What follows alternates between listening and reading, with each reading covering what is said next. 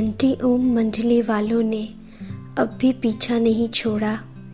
किसी न किसी रूप से हम सब बहनों को तंग करते ही थे।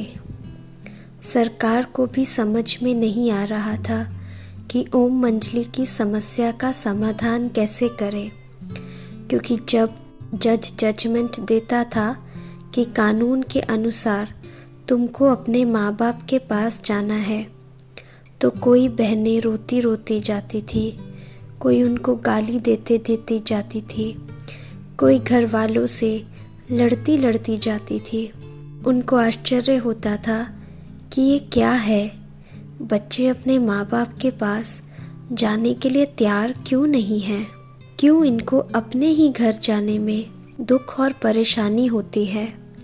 सिंध में लोहे का एक बड़ा व्यापारी था। उसके प्रति लोगों का और सरकार का बड़ा सम्मान था।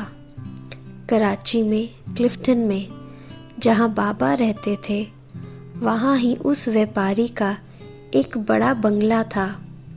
सरकार ने उस व्यापारी से विनती की कि आप ओम मंडली की गतिविधियों को जांच कर इस समस्या का समाधान निकालो और अपना फैसला सुनाओ। उस व्यापारी ने मुझे और अन्य बहनों को, जिनके घर वाले विरोध करते थे, परिवार सहित अपने बंगले में बुलाया।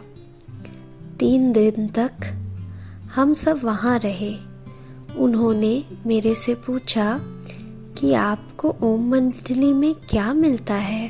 दादा ने आपको कौन सा ज्ञान सुनाया है जो तुमको अपने ही घर परिवार को भुलाता है? आपके जीवन में क्या परिवर्तन आया है? फिर एक एक करके सब बहनों से भी पूछता गया।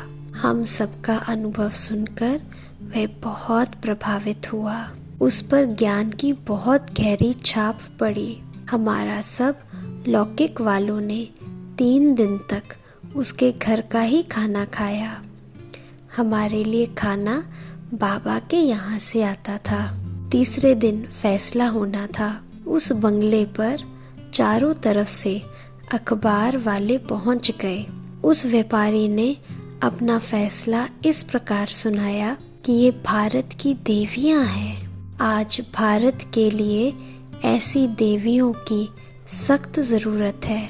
इनके माता पिता अज्ञानी हैं जो इनको रोकते हैं। ऐसी देवियों को किसी को भी रोकना नहीं चाहिए। उस फैसले में ये भी लिखा था कि इनको 15 दिन के लिए घर भेजा जाएगा।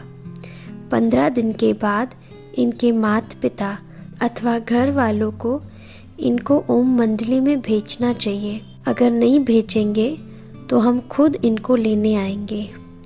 ये सुनकर चारों तरफ से तालियां बजने लगी। हम सबके घर वाले और एंटी ओम मंडली वाले हैरान हो गए। उन्होंने सोचा कि दादा ने इनको भी जादू लगा दिया। हमारे घर वाले तो रोने लगे। फिर हम सब कन्याएं लौकिक घर गई। एक दिन मैंने अपने घर वालों को समझाया कि आज से मुझे सत्संग जाने की छुट्टी देंगे तो मैं आपके पास आती जाती रहूँगी। अगर छुट्टी नहीं देंगे तो मैं जाऊँगी ज़रूर, लेकिन कभी वापस नहीं आऊँगी। फिर उन्होंने इस बात को मान लिया तो उनसे चिट्ठी लेकर मैं सदा के लिए लौकिक से मुक्त होकर बाबा के पास गई।